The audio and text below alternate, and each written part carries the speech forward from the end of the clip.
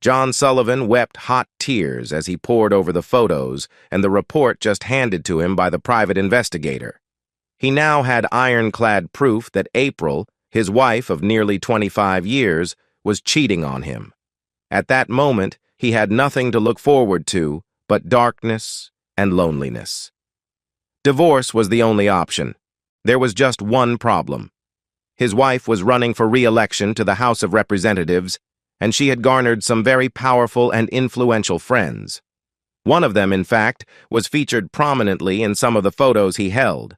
A lot of people were going to be damaged by this, and if he wasn't very careful, he could be one of them. He had suspected something was wrong for quite some time. Of course, her schedule kept her very busy, and she was always jetting off for one thing or another. If it wasn't a fundraiser, it was something else. A speech for a prominent civil rights group, a meeting with Hollywood celebrities, an interview on a national television program, or even a face-to-face with a foreign dignitary. He understood that was part of the territory, but there was something more. Her whole attitude towards him had changed over the last year. Initially, she was proud to show him off. He was, after all, a very successful businessman who started his financial consultation firm from scratch in his home office. Over the years, he had made millions. But lately, she had become dismissive of him, acting as though he was just a piece of furniture or a household servant. Nothing he did seemed to be quite good enough to suit her. It was great when he became wealthy enough to buy this large McMansion she just had to have, and it was great that he was able to put their 2 children through college. She never complained when he bought her the new Mercedes she just had to have. But now, she would simply walk in the door and hand him her jacket like he was the butler and expect him to wait on her hand and foot. And intimacy? Ha! Forget about it. When they were younger, they used to make love several times a week. Now it was maybe a couple of times a month, if that. Even then, she acted as though she was doing him a favor by spreading her legs and laying there like a dead fish until he finished. It all came to a head about 3 weeks ago at a fundraiser. As usual, she dressed nicely and gave him a perfunctory smile as he walked her to his car. He opened the door for her as he always did and drove to the event, listening to her constant string of complaints. When they arrived, she painted a smile for the cameras and acted like a loving wife. He wanted to puke. She introduced him to a few movers and shakers, then ordered him to get her drink while she chatted with her colleagues. Being the dutiful and considerate husband, he went to the bar and ordered the usual, beer for him and a gin and tonic for her. While he waited, 2 young men came to the bar, excited about something. He couldn't help but overhear their conversation. "You think she'll do it right here?" one man asked. "Oh, hell yeah," the other man said. "No way," the first man said. "With her husband here? Seriously?" "That's why I got my best camera, dude," the second man said. "Talk about an exclusive." "You got that right," the first man said. "Every paper in the country will be after those pics." John wasn't stupid, so he kept an eye on the 2 men after they left. There were always rumors about some politician getting involved in an adulterous affair, and he normally ignored them. But April's attitude lately had him wondering if she was getting some on the side. He got the drinks and headed back to the main event. But his wife was nowhere to be found. He went to their table and set the drinks down, then began looking around. She was scheduled to speak tonight, so he figured she was somewhere behind the curtains getting herself composed and prepared for her speech. What he found instead signaled the end of his marriage. He walked backstage and was behind a curtain when he heard his wife talking with another man. He couldn't quite make out what they were saying, so he peeked around the curtain. There she was, her arms around Doug Simpson, the local party boss. Her face lit up as she kissed him, full on the lips. He kissed her back, his hands lifting the back of her dress. She hadn't looked at John like that for months, if not longer. "God, baby, I'm so hot for you," he said. "I wish I didn't have to give a speech tonight," she said in response. "I'd love to rip these clothes off and have your brains out right here." "What about your husband? Isn't he here tonight?" he asked. "Yeah, but he's a clueless wimp. He's so spineless he'd probably just excuse himself and walk away." "Well, you'd better get ready for your speech. Maybe afterward you can tell him that you have stuff to do for your campaign and you'll be gone for a while. Then we can head out to the Marriott on the beach." "The usual location?" she asked. He nodded his head. "What can I say? I like the view." "That sounds like a good idea, lover," she said, kissing him. "See you later." John left the area as quickly as he could and went looking for the two men he had seen earlier. He spotted them about 10 feet from their table and made a beeline for them. "Excuse me, gentlemen," he said as he walked up to them. "Can we talk for just a minute?" They looked at him, confused. "Sure, man. What's up?" "Hey, wait a minute," the second man said. "I know you. You're Congresswoman Sullivan's husband, aren't you?" John nodded his head and shook the hand offered him. "Yes, I am. I'm sorry for eavesdropping on you earlier, but I heard the two of you talking at the bar." They looked at each other for a moment before addressing John. Yeah," the first man said. "I'm sorry you had to hear that." "That's okay. I'm just curious. Were you two talking about my wife, the Congresswoman?" The second man looked down sheepishly. "I'm sorry, Mr. Sullivan, but yeah." "Please call me John, and there's no need to apologize. Are you two with the media?" "Well, not exactly. We're with an independent political blog, and we've been covering your wife for a while now. We were hoping to come up with a scoop that might put us up on Drudge." "I see. Are you with the opposition?" John asked. "Not really. We just follow the leads where they take us. We don't care which party, really. In our view, everyone in Washington is crooked." John smiled. He liked these two young men, and he admired their attitude. "Understood. Look, can we talk? Maybe after the fundraiser, off the record?" "Sure, Mr. John," the first man said. "But won't your wife be with you?" "From what I heard, I rather doubt it," John said. He looked at the dais and saw his wife standing there, scanning the room, probably looking for him. "I think they're going to be starting soon, so let's meet afterward, okay?" "You got it, John," the first man said. John turned and walked back to his table, his mind in turmoil. How could April do this to him, to them, after all these years? Was he not man enough for her? Did he not provide for her sufficiently? Or was she just simply drunk on power? He needed answers, and he needed them fast. April stormed up to him after he got to their table, which was situated right in front of the raised platform where the speakers would be delivering their messages. "Where the hell were you? My drink is warm now. You need to get me another one." He looked at her and took a sip from his beer. She looked at the beer with disgust. "Couldn't you just for once drink something besides a beer, for God's sake?" "Forget you," he said quietly, causing her eyes to open wide. He had never talked back to her like this before. "I got your goddamn drink. It's not my fault you let it get warm, and I happen to like beer. Get one of your flunkies to fetch you a cold drink if you want one, or better yet, get it your own damn self. I'm not paid to be your butler." "Well, I never," she began. "That's not what I hear," John said. She turned on him. "What's that supposed to mean?" she asked, clearly agitated. John snickered. "You're so goddamn smart you figure it out," he replied.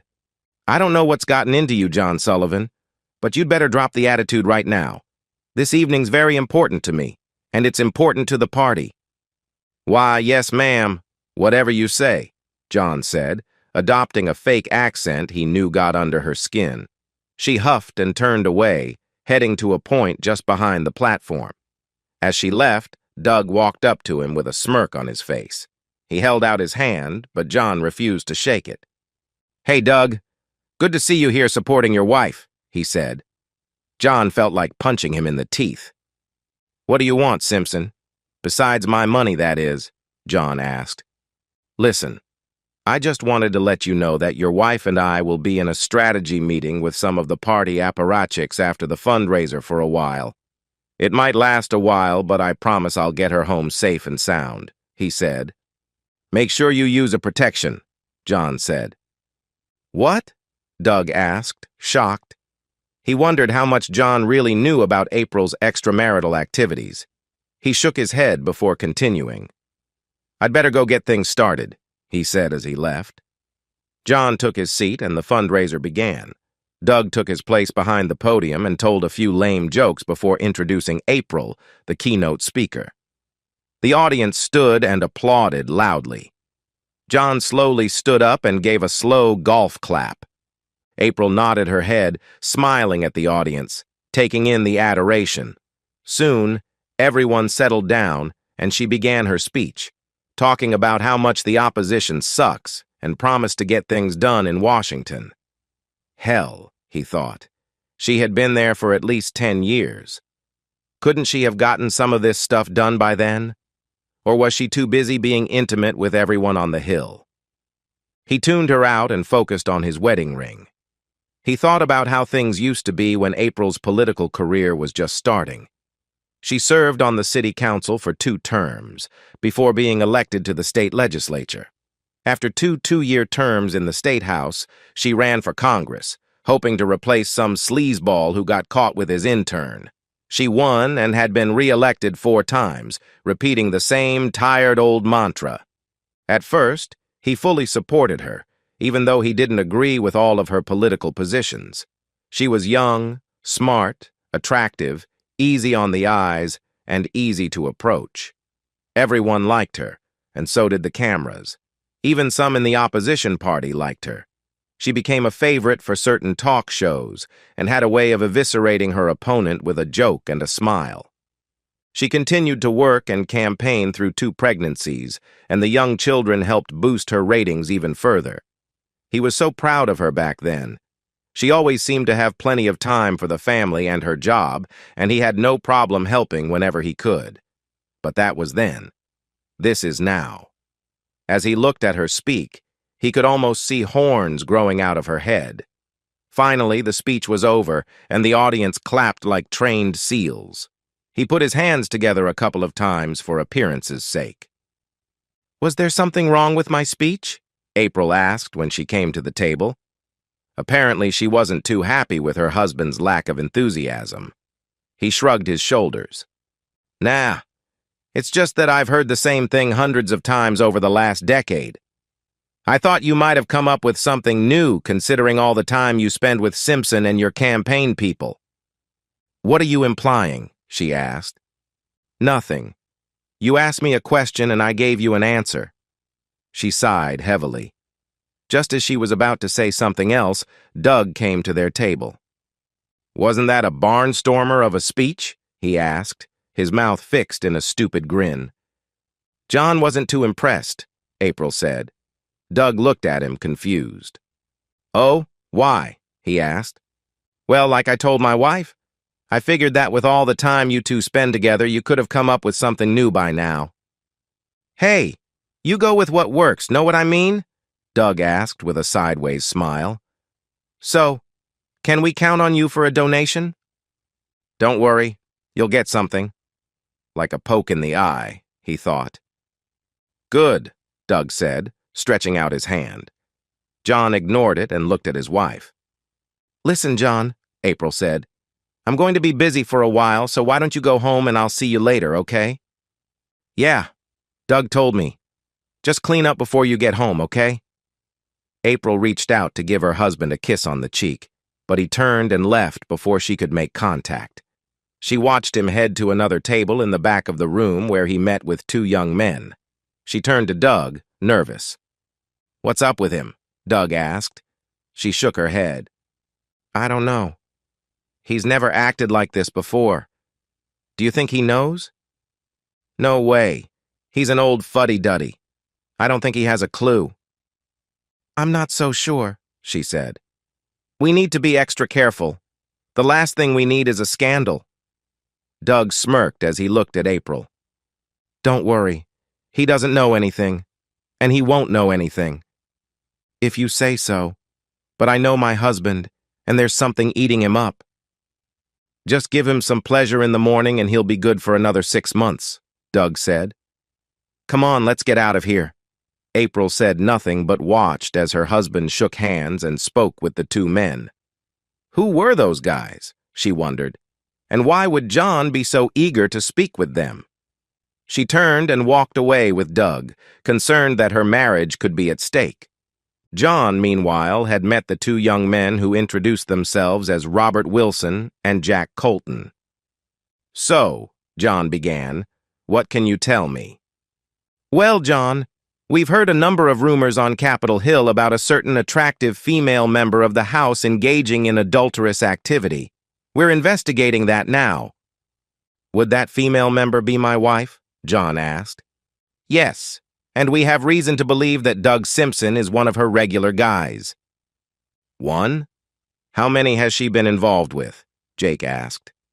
"According to the rumor, at least 5, Robert said.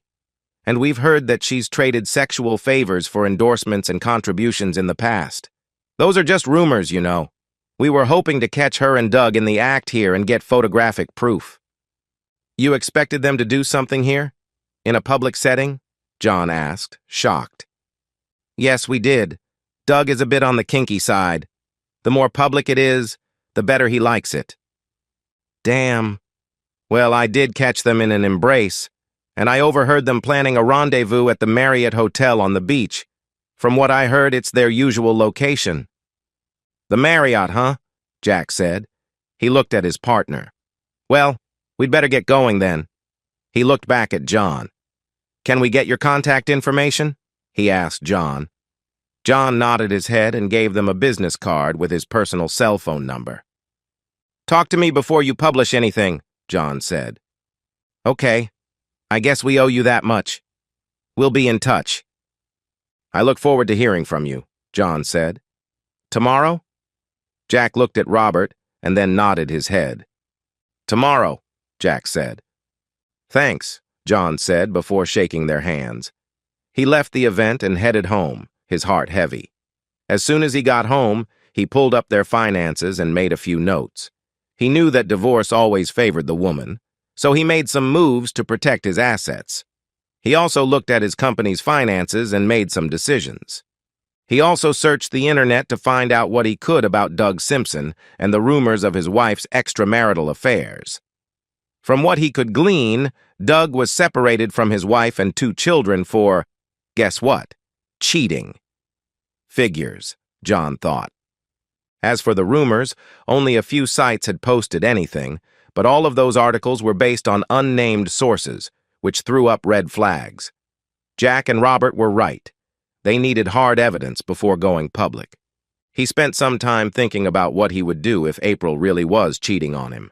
There was no way he could tolerate that, not after remaining faithful to April all these years.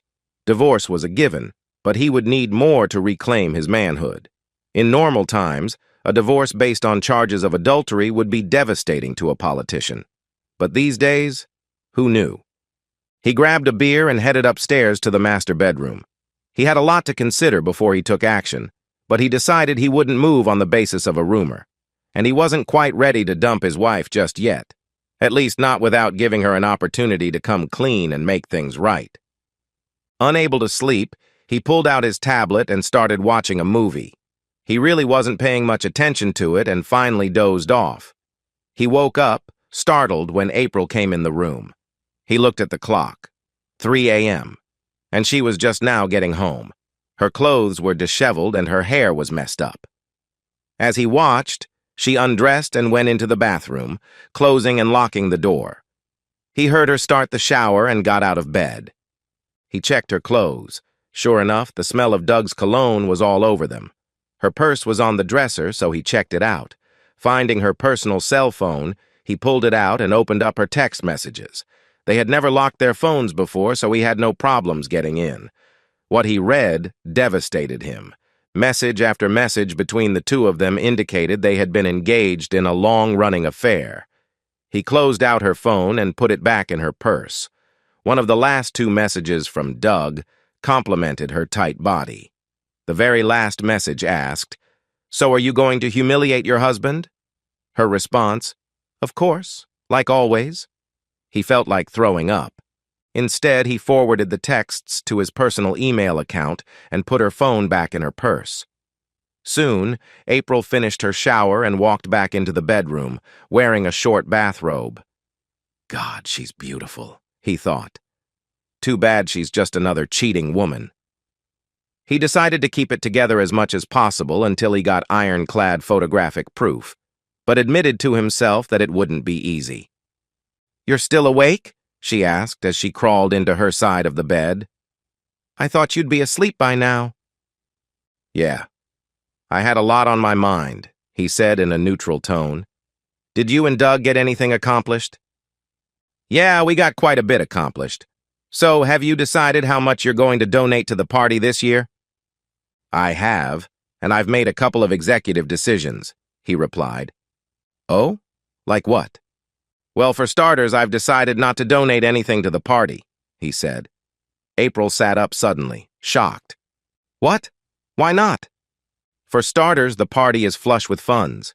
Besides, all they'll do is use it to promote candidates who mess around on their spouses and screw their constituents," he said, looking straight at April. Her face turned white at that remark. "So I've decided to use it to start up a daycare at the company for employees with children." "What gave you the idea to do that?" she asked. "You did, actually. I've heard you say time and again that companies should do more for their employees. So that's what I'm doing. It'll make them happy and more productive, which will make me more happy." "Oh, what else?" she asked. "I've taken a hard look at our finances. We're actually doing better than I thought. My retirement fund is way up this year, and we've managed to sock away quite a bit in savings. So I decided to give myself a 30% pay cut." "What? You decided that without consulting me?" "First of all, it was your idea. How many times have I heard you say on the campaign trail that CEOs need to give up some of what they make to benefit their employees? I'm just following your lead. I could use that 30% to bump up some salaries or get better health care for the employees. Secondly, you're not an officer of the company, so you really have no say in the matter. What? Are you afraid to lead by example?" "Of course not, John. It's just that we usually discuss things like this first," she answered. "What can I say? These are unusual times. Besides, the house is paid for, and your fancy new car is paid for. The kids' education is all paid for. You get a pretty good salary from your job as a member of Congress. Hell, if you retired right now, you'd get a hefty retirement package. We could both retire right now and spend the rest of our lives traveling around the world. Come on, what do you say? Let's do it while we're still young enough to really enjoy it. Let's just put all of this crap behind us and go play together. Maybe take a romantic cruise and see all the things we've only talked about." "But the campaign," April began. "Screw the campaign. We've put our marriage on the back burner long enough. Announce your retirement tomorrow morning. Tell the world you want to spend time with family. Politicians do it all the time. I can promote George into my place and have him up and going in a week's time. Let's do it, babe. Just you and me against the world." "Why don't you just join me in Washington?" April asked. "There's plenty of room at the apartment. I'd love to have you there with me." "And do what? Be your house husband or your butler? Watch you fly off to God knows where with God knows who doing God knows what? Besides, you know I hate Washington. The place is a swamp and it's hot as hell in the summer, and the rents there are outrageous." "John, what's gotten into you?" April asked. "I feel like our marriage is dying, and I've heard some rumors that really bother me." "So that's it? You heard rumors? From who? Those two kids at the fundraiser tonight?" "Right now they're just rumors. They don't have any definitive proof yet. Don't you think it's best to get in front of that and cut it off at the pass?" "John, I don't know what you've heard, but trust me, all of those rumors are just fake news, put out by partisan hacks working for the opposition. You know how this game is played. Do you honestly think I'd cheat on you?" "Lately, I don't think I know you at all. And yeah, I am concerned that you've been unfaithful to me," John said. April looked shocked. "John, I know I've been a jerk lately, and I'm sorry for that. I love you and only you. Don't you believe me?" she asked. "Frankly, I don't know what to believe. The way you've been treating me these last few months makes me wonder." "Well, I do love you, John. Come on, let me show you," she added, rubbing his pants. John pulled away from her, shaking his head. "Not tonight. I'm really not in the mood." Disappointed, she laid back down. John turned off his light and lay down. I have to leave in the morning. We've been called back to Washington, she said. Oh? For what? John asked. Haven't you heard the news? Judy Chastain was arrested and we need to elect a new speaker. He had heard something about it on the news, but hadn't paid a whole lot of attention. From what he heard, the First Lady had also been arrested, something to do with an alleged coup attempt on the new president. So how long are you going to be gone this time? He asked. I don't know. Maybe a week, 10 days, tops. I leave early in the morning. Whatever, John said, turning his back to her. He really didn't know what to believe, but he refused to have intimacy with her after she had been with Doug. Can I at least have a kiss? She asked.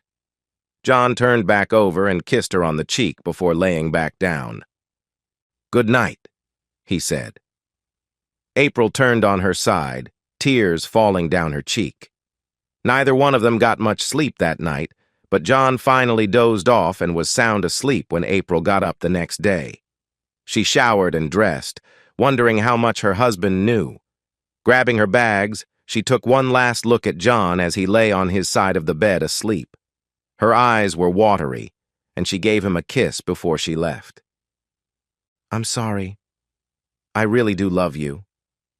After she left, John got up, showered, shaved, and dressed. He went downstairs and made himself a pot of coffee. April left a note for him on the kitchen counter next to the pot. My dearest John, please believe that I love you more than life itself. I'll call you when I get to the D.C. apartment. I miss you already. Your loving wife, April. She ended the note with a series of X's and O's. He smiled at the hypocrisy. How could she say she loves me while she's out with Doug and God knows who else? He asked himself. He had a lot to do that day, so he headed out to the office.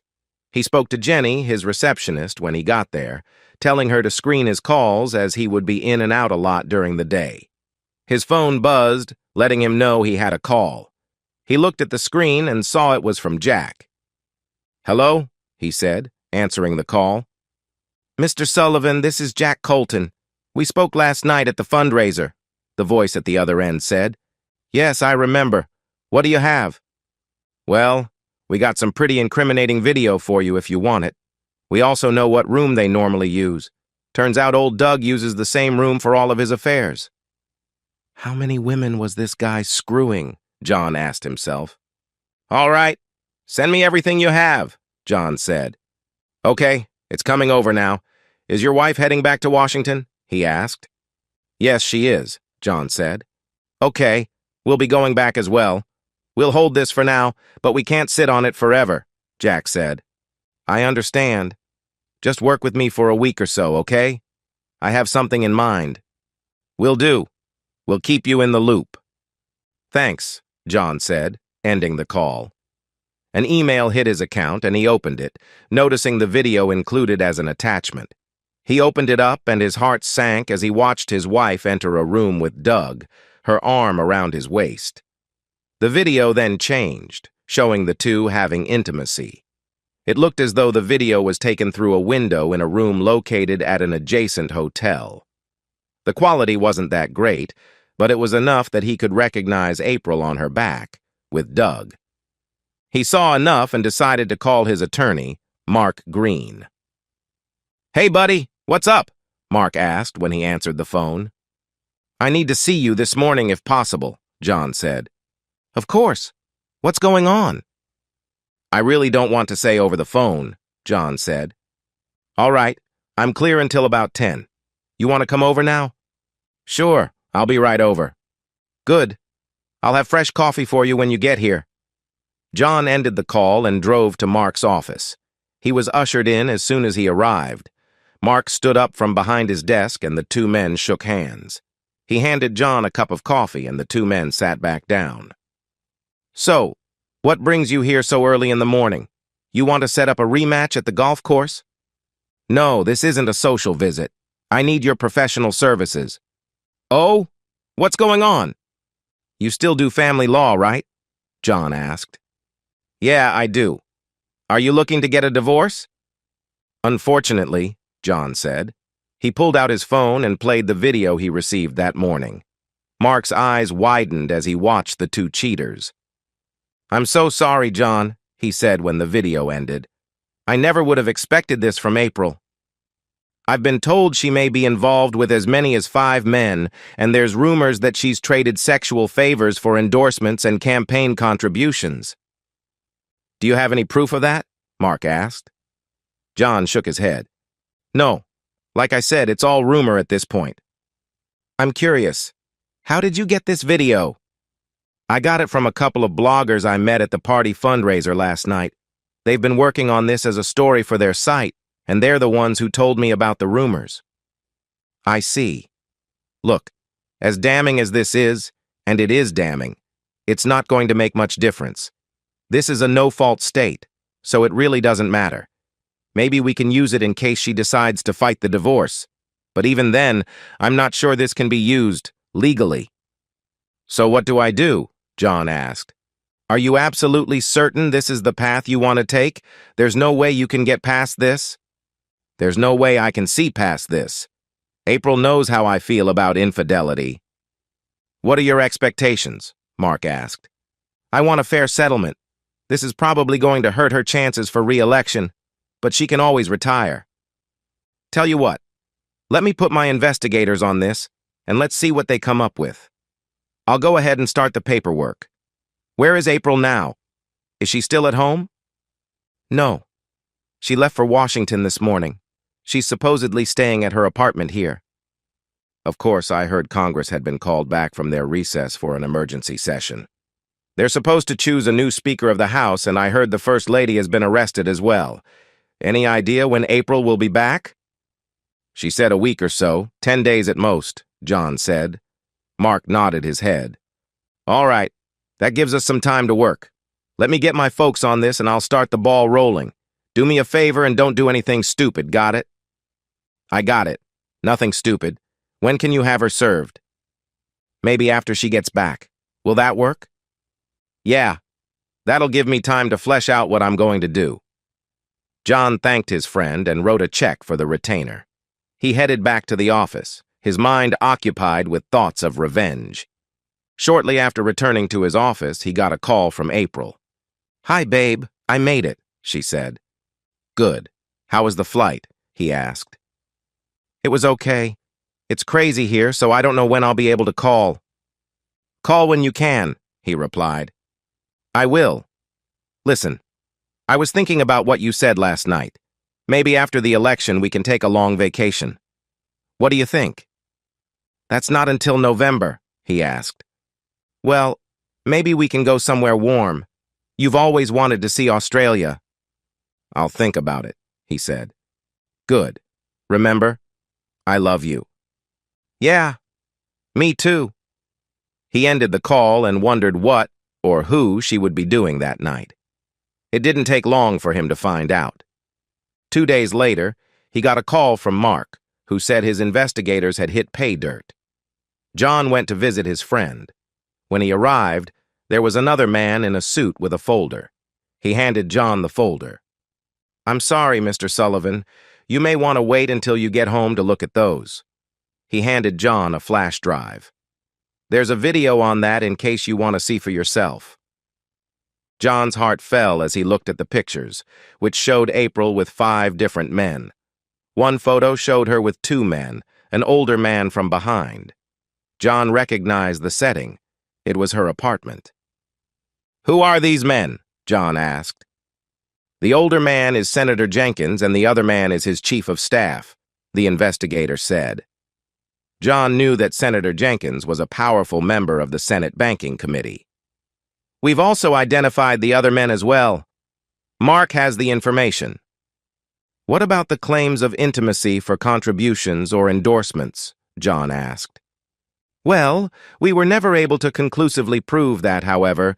We did see something pass between your wife and a powerful union boss an hour after this photo was taken," the investigator said, pointing to another picture of April with a large, balding man. John had seen the man on television and recognized him as a union representative. He shook his head, tears falling down his cheeks. "Damn you, April," he said quietly. Our men will continue the surveillance until she leaves if you want. We'll forward that to your attorney. Those photos are yours. Do with them what you wish. Mark has the originals. We've also included a report of her activities. Do what you need to do, John said. He looked at Mark. Go after the others as well. They need to pay for this. Mark considered his friend for a few seconds before speaking.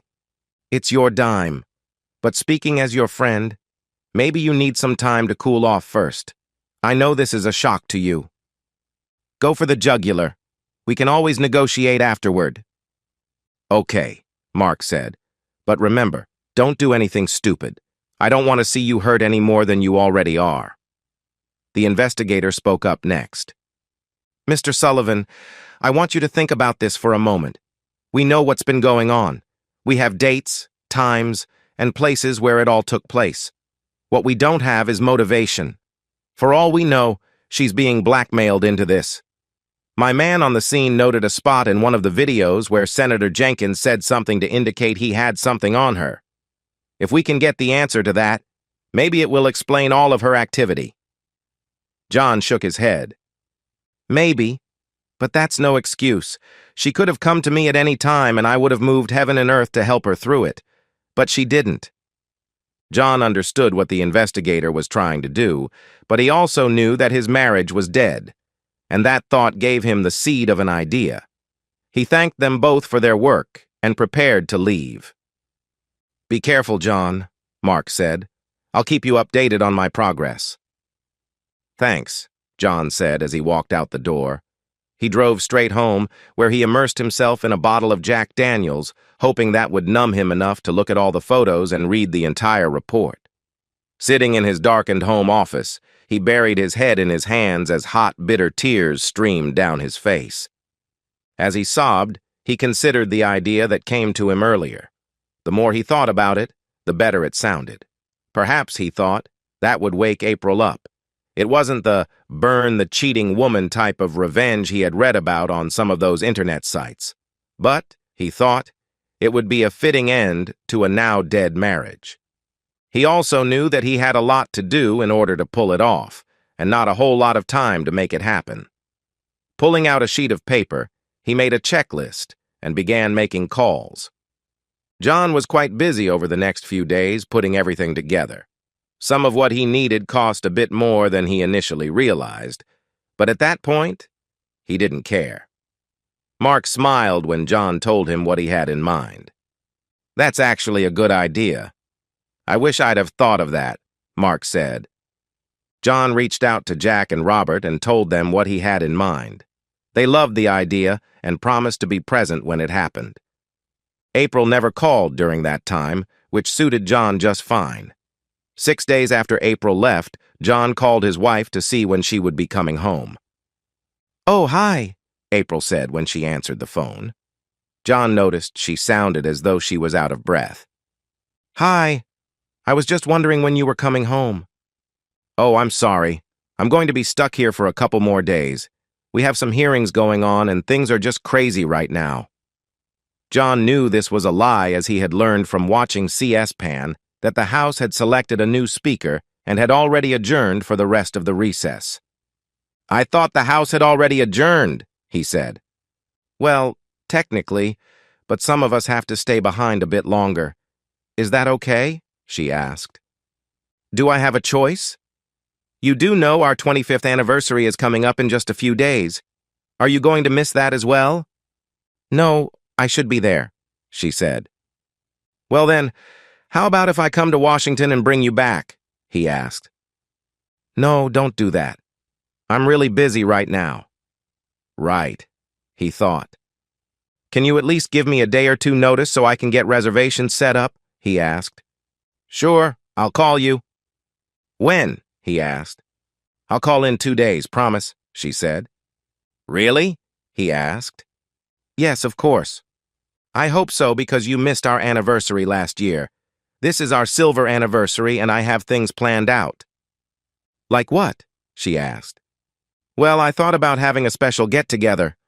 Wouldn't you like your constituents to see you celebrating your anniversary?" "Oh, that's a good idea. Okay, I'll call you tomorrow at the latest, promise. John smiled. Of course, she'd like to have everyone see her celebrating her anniversary. This was just too easy. I look forward to hearing from you, he said. Okay, sweetie. I'll talk to you tomorrow. Love you. Me too, he said, looking at the most recent set of photos the investigators had sent back. Bye. True to her word, April called the next day to give John her itinerary. I'll be flying out the day after tomorrow. I should be at the airport by 10 a.m. and I'll drive straight home. Good. I can't wait to see you. I've missed you. I've missed you too. I gotta go now. Love you. See you in a couple of days. See you then. Bye, John said, ending the call. He wondered if April even noticed he didn't say that he loved her. April had noticed, and she noticed the day before. She noticed the changes in her husband, but thought it was just from the stress of his business. Oh well, she thought. She would put on a good face when she got home to him. She had been planning for some time to put an end to what had been going on for a little more than a year, and this seemed like as good a time as any. She only hoped it wasn't too late. What's wrong, sweet thing? The man with her asked after she ended the call. I think my husband is suspicious. I'm going to have to make it up to him. Don't worry about him. Come on back to bed and I'll make you forget all about him. She shook her head. No, I can't. I've got to stop doing this. He's going to find out, and there'll be hell to pay. You really want to risk that? You know the senator still has a nice collection of photos and videos, and he'll follow through with his threat. Senator Jenkins can go flip himself as far as I'm concerned, she said. He's been holding those photos over my head for the last 13 months. After what just happened with Speaker Chastain and Barbara Pierce, I don't think he'd really be stupid enough to open that can of worms. Well, no one forced you to do that tease, and no one made you give Jenkins's chief of staff a lap dance. What do you think your hubby would say if he saw those pictures? The man asked. I was drunk and drugged when that happened, she said. You know that, and I've been paying for that stupid mistake ever since. Yeah, I know it. Hell, who do you think drugged you? She looked at him with disgust. I never would have done any of that if you hadn't drugged me, you bastard. You and your buddies have had your way with me ever since, but that all ends now. Get out. Now, why would I want to do that? You know as well as I do that Jenkins has your career in his hands. You buck him, and you can forget getting re-elected. I'd rather be out of office than be your toy one more day, she said. My marriage means something to me even if it doesn't mean anything to you. Now get out. The man reluctantly got out of the bed and got dressed. Jenkins is gonna be mad, April, he said. I think you'd better get your head out of your back if you know what's good for you. And your husband. Out! April said, throwing a shoe at him. The man dodged the shoe and left the apartment, shaking his head. Neither of them knew the confrontation had been caught on video. April sat on the bed, crying. Yes, all of this started when she had been drugged at a party thrown by the senator just a little more than a year ago. After the party, Senator Jenkins approached her with an envelope full of pictures. She was shocked and horrified at what she had done. Worse yet, she didn't remember much of it. He made it clear that she was to do whatever, and whomever, he chose for the foreseeable future. Otherwise, he told her, those pictures and videos would be made public, and she would be destroyed. He also warned her not to say anything to John. So she tried her best to live the two lives Jenkins wanted her to have, but that didn't work out as she thought. At first, she was reluctant, but as time went on, it became easier to cheat on her husband. As time went on, she began to see her husband the same way Jenkins and the others did, as a wimpy, inconsequential pencil pusher.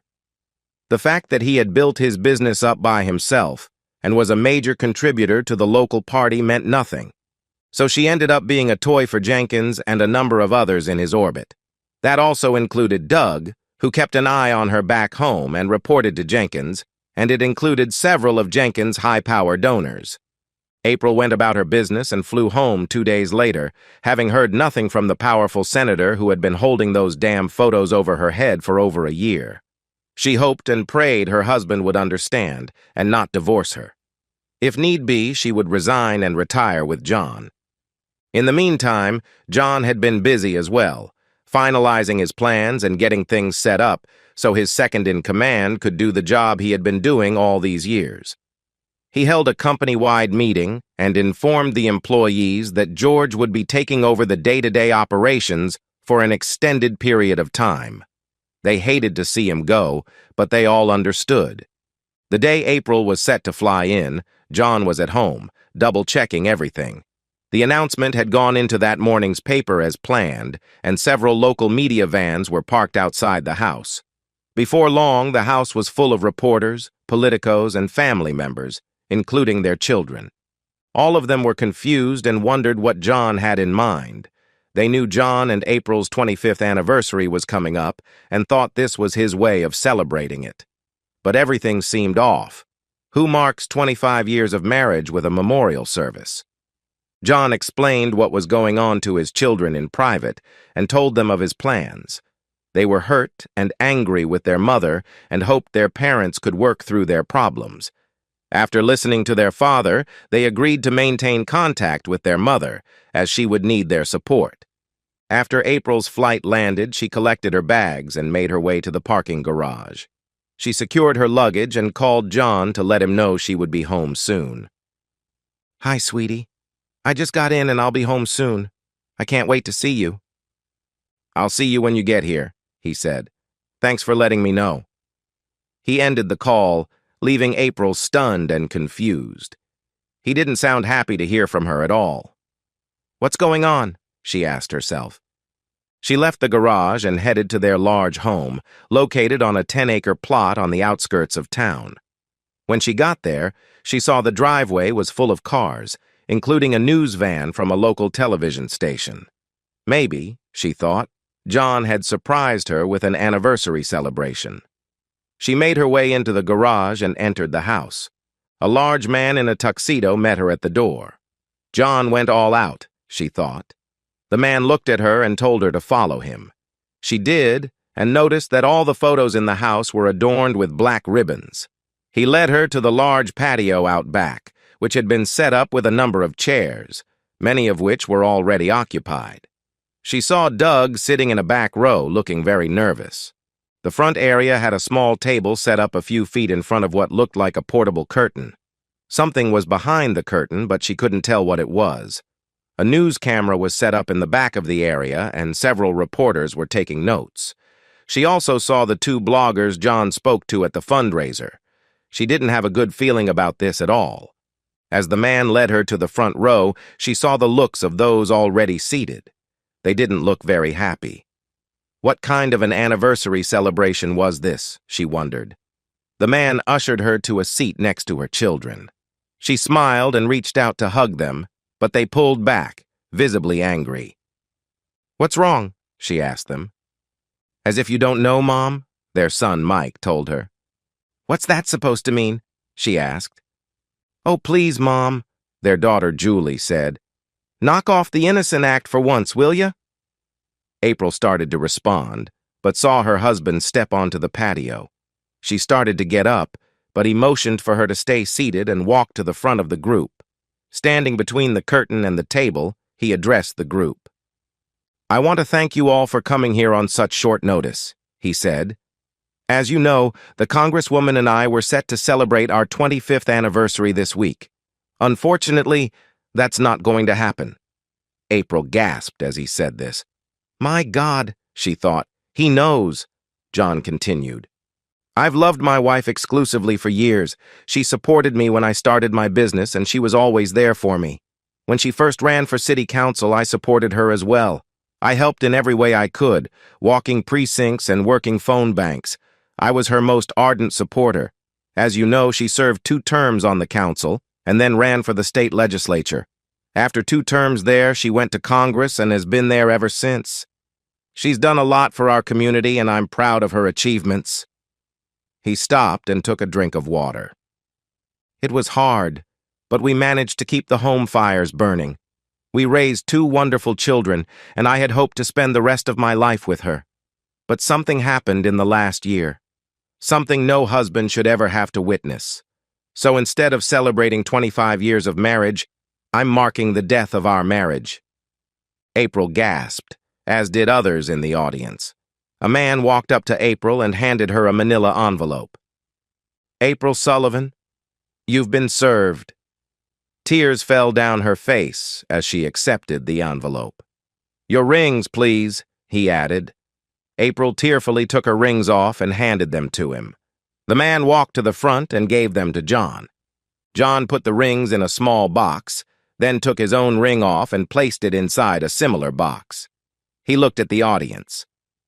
"When a loved one dies, it's normal to hold a memorial service. So, I decided to mark the death of our marriage with a similar service. Yes, our marriage is now dead, but it didn't die of natural causes. It was murdered, in cold blood. And my soon-to-be ex-wife is an accomplice in that murder, along with several others," he added, looking at Doug. The implication of John's statement hung in the air, and the audience followed John's gaze to the shocked man in the back row. As everyone watched, the server approached him. "Douglas Simpson, you have been served." He handed Doug another manila folder. Shocked, Doug looked at April. He didn't think John would actually take action, but he was more concerned about his political future. "All of those involved have been named in the divorce filing, which is a matter of public record. And yes, they will face legal action as well." John picked up a piece of paper which everyone recognized as a copy of his marriage certificate. He held it over a burning candle until it caught fire and placed the burning paper inside a ceramic pot. When the fire died down, he placed a cover over the ashes. He motioned to two men standing off to one side. They pushed the portable curtain to one side, revealing an open coffin. April was visibly shaking by now and saw what was inside the coffin. John had placed her Vera Wang wedding dress, which cost over $2,100 brand new, along with the tuxedo he wore at their wedding, inside the coffin. Their wedding album, along with their framed wedding photo, was inside, sitting on top of the garments. Her entire bridal collection, including the veil she wore and the bride and groom glasses, were also inside the coffin. John placed the rings inside the box and set the ceramic urn containing the ashes of their wedding certificate on top, securing it so it wouldn't fall over. He motioned to two men, who closed the coffin and secured the lid. April nearly collapsed as she watched the events unfold in front of her. This wasn't supposed to happen, she thought. She was going to confess to her husband and work it out with him. Hot tears poured down her face. A young reporter raised his hand as the coffin's lid was locked down. "Mr. Sullivan," he said. John looked at him and motioned for him to continue. "This is the 21st century. Things have changed. Isn't there some way you can put your wife's actions behind you and move forward?" John considered him for a moment before answering. "Are you married?" John asked him. The reporter, who looked to be in his early 20s, shook his head. "No, sir, I'm not," he said. John nodded his head. "I see. Do you have a girlfriend?" The young man nodded his head. "Yes, I do," he said. "Do you love her? Are you planning to marry her?" "Yes, and I'd like to marry her," the reporter said. "I tell you what, young man, you marry her, love her exclusively for 25 years, raise 2 children with her, care for her when she's sick, hold her hand and comfort her when she's down, support her, provide for her, and do everything in your power to help her live her dream. Then when she rips your heart out, you come talk to me. By then, you'll have earned that right. Deal?" The young man nodded his head and sat back in his chair. "What will you do now?" another reporter asked. "I had thought about taking my wife on a cruise around the world when we both retired. Those plans have been bumped up a bit." The reporter made a note and sat back. "And now, if you will all accompany me, please," he said to the group as a whole. A group of 6 men took their places around the coffin, which had been placed on a wheeled cart, and followed John to the back part of the property. April, accompanied by her children, nearly collapsed when she saw the 6-foot hole in the ground next to her beloved garden. A large pile of dirt sat next to the hole, and a bobcat stood by, ready to fill the hole. The coffin was wheeled next to the hole, and the men used ropes to lower the box into the ground. Once the coffin was inside the hole, John dropped a black rose and a handful of dirt on top of the box. "Ashes to ashes, dust to dust," he quietly said. Standing to one side, he motioned to the bobcat operator who filled the hole with dirt. It was then that April saw the headstone, which read, "Here lies the marriage of John and April Sullivan." "No!" April wailed, falling on the headstone and wrapping her arms around it. Inconsolable, she sobbed as she beat the stone with her small fists. She didn't care about the news cameras or the reporters taking notes of her reaction. All she wanted was her marriage and her life back. John quietly motioned for everyone to leave, which they did. He hugged his children and quietly got into his truck, having already packed everything he would need. He took one last look at the house and drove away, a tear sliding down his face.